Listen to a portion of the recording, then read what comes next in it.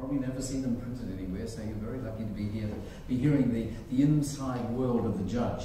Now, maybe, Violin, can we have a question of you, since you're in the back row and can't have you being reticent? Somebody in the audience, I won't point this person out, wanted this question asked. It's about competitions. About how is it that a judge can remain in the same frame of mind from competitor 1 to competitor 18. Some competitor will draw 3, some will draw 12, some will draw 18, and some will say, oh, 18, I'm last, 1, I'm first. Does it make any difference to the judge? Are you tired of number 18?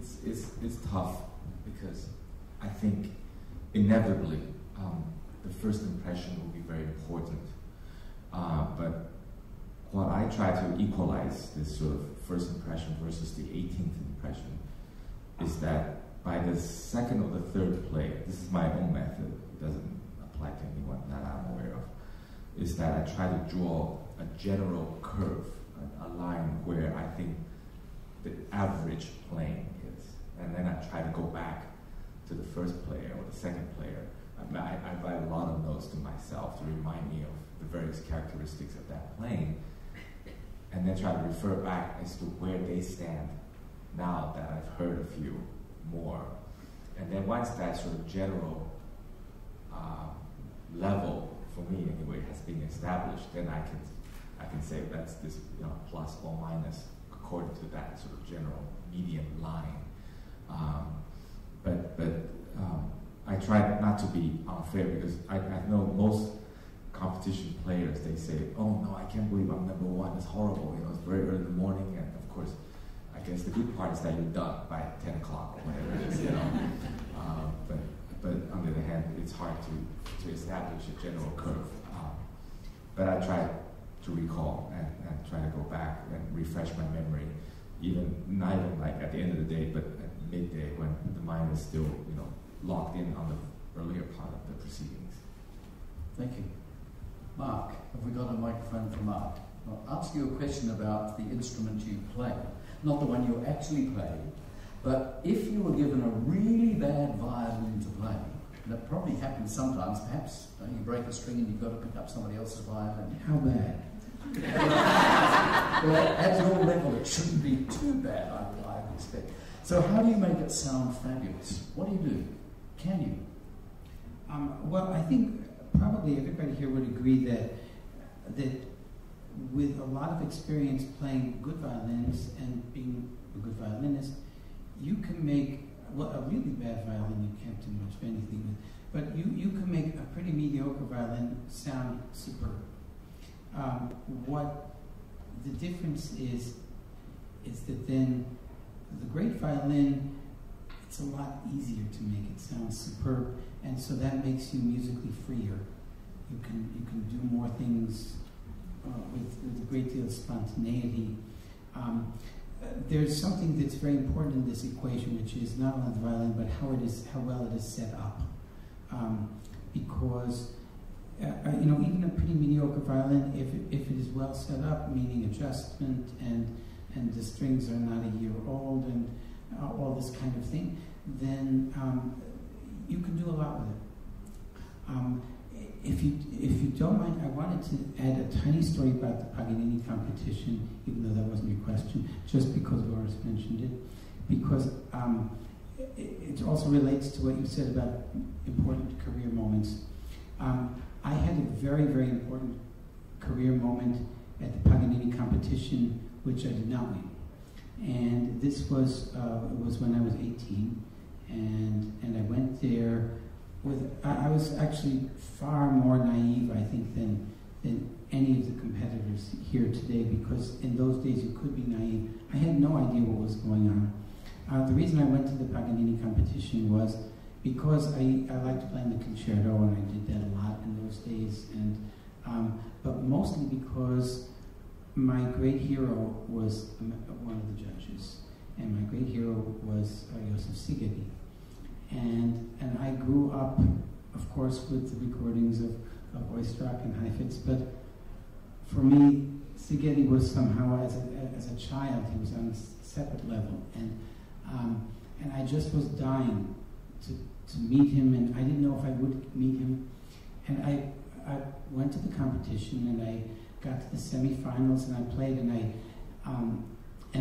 had a small memory slip in the 30s Eisenman, and I thought, oh, that's it, I'll never get to the finals. And sure enough, I didn't get to the finals. One of the lessons I learned then was that from talking to jury members afterwards, it had nothing to do with the memory slip. The things they didn't like were completely different things.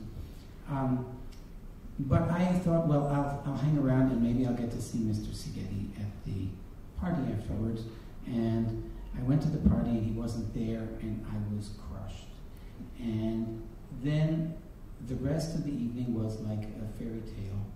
The president of the jury brought me a note from Szigeti, who was not feeling well, saying, could I please go see him in his hotel room?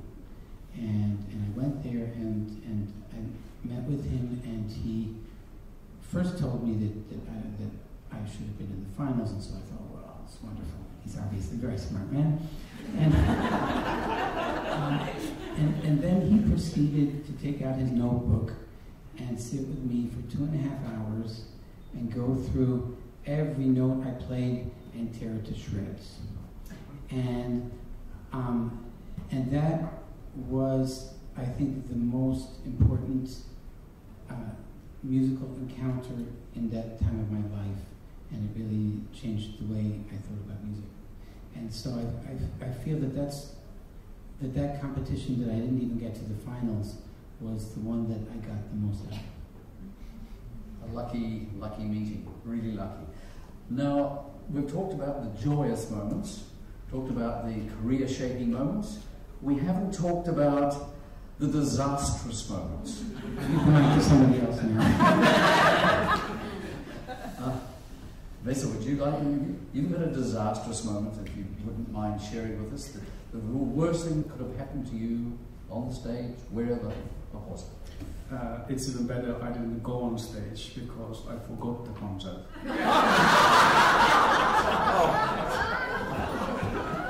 This was the same year I talked about, when I won the string quartet competition, and was otherwise also successful, except that one night when, and this was important concert because it was our first concert in Helsinki, and was supposed to be our first concert in Helsinki.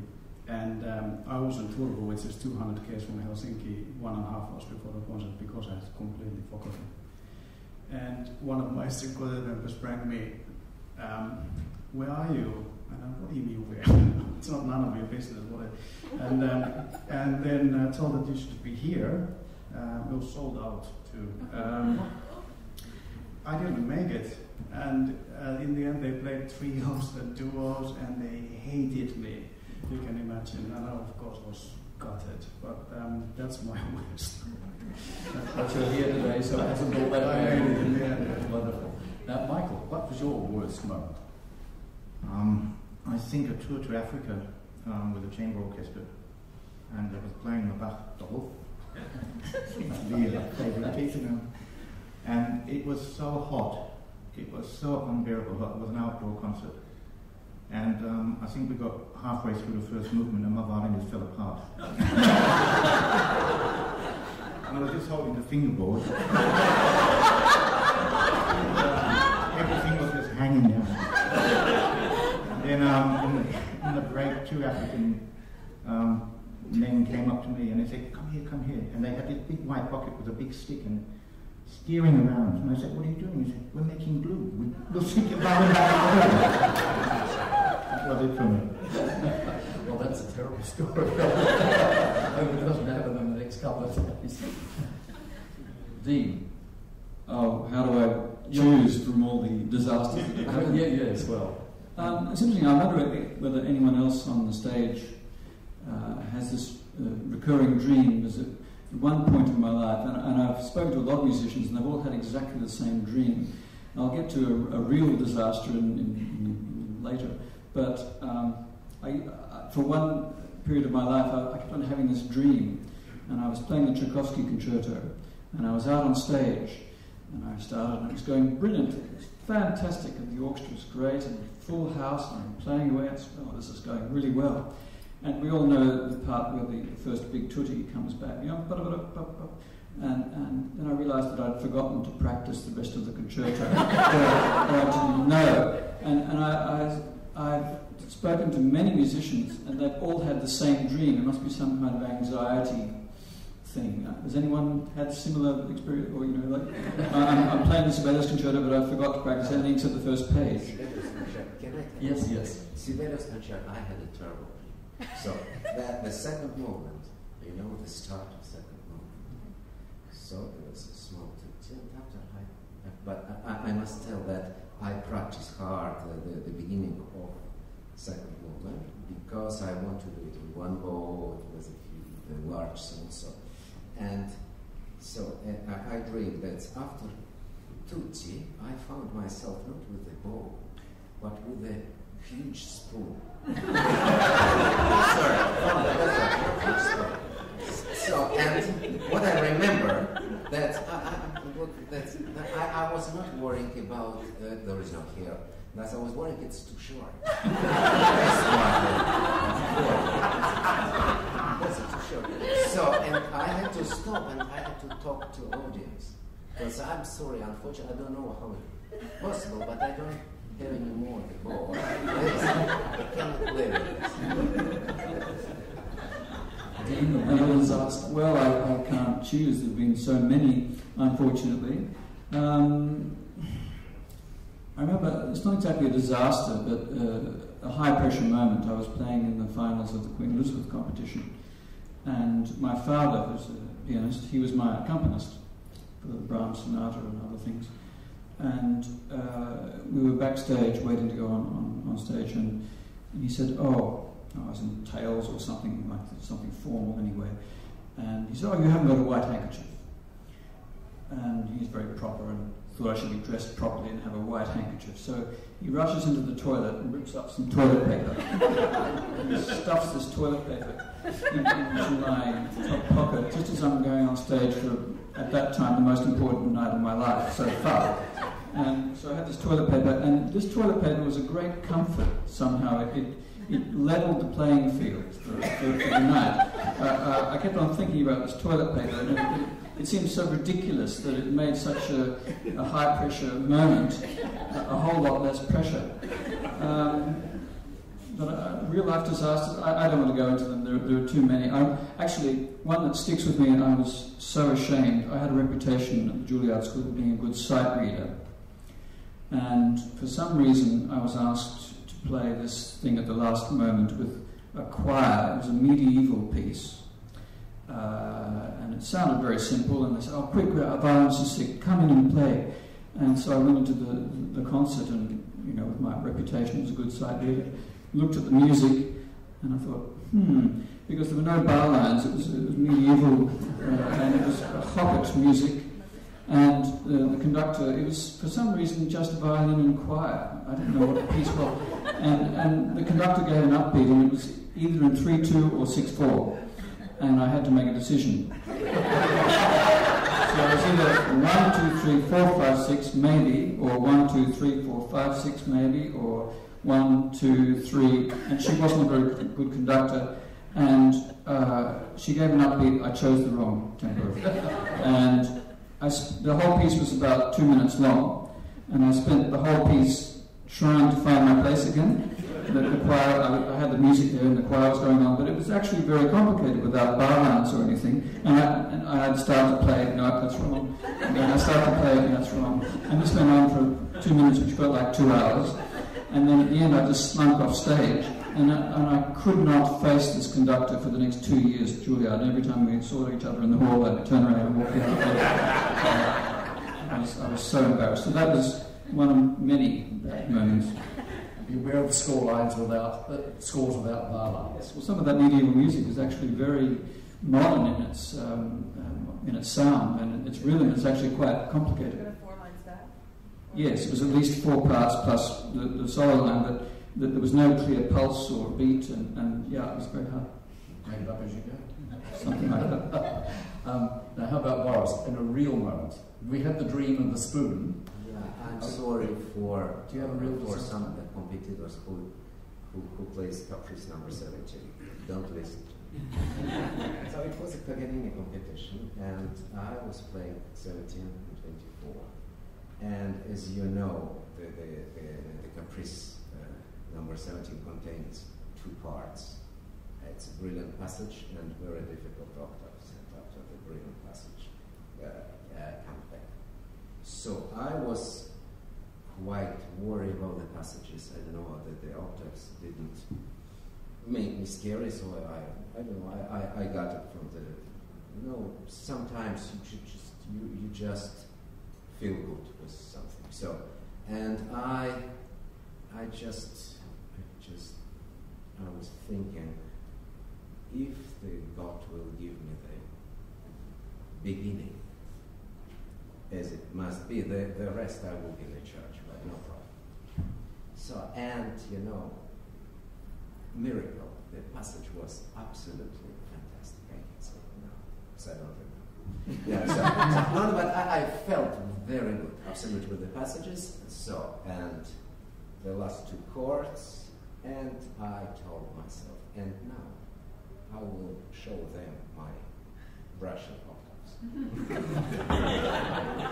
And I start. The right hand was fine, but I didn't put the two fingers on the right string. So, and I didn't play G. I play C. So. The octaves weren't octaves, so you played. No, the rhythm was good. It was absolutely fine, but the first two bars it was sort of Stockhausen. So I start now. I feel my heart. And we were so surprised. But it was 2 bars of Stockhausen. Maybe I was at about the first, second, and 18. During the national selection, I drew the number 1. So I was number 1, and I was very, very scared to do it. And when I drew number 36, I was very happy. I didn't realize it's number 1, but 30. That's 9 o'clock, but not Thursday. Anyway, it's 36, but it's 1 also. So, I mean, maybe not everybody was listening at 9 o'clock from the jury. No, but 2 bars was just the most difficult 2 bars in my life. Asma. Okay, apologies for everybody who's playing the Bach Chaconne. When I was 18, I got an opportunity to go and play in Munich. So I felt really posh because, it was a very exciting thing to go abroad and play and be specifically asked for this concert. But they wanted an incredibly long program. They wanted 45, 50 minutes of music each half. And I was used to thinking on the lines of about 40 minutes. And so I was trying to think of all the pieces that I knew how to play that were really long. And one of the longest I could think of was the Bach Chaconne. So anyway, I stuck it into my program. And I went out on stage to play the Bach Chaconne and tuned up and everything was going fine. I played the first 3 or 4 bars when I don't know what dust was in the air, but something got lodged behind my contact lens. And I mean, this is a good 15 minutes worth of a piece, and I'm into bar 4.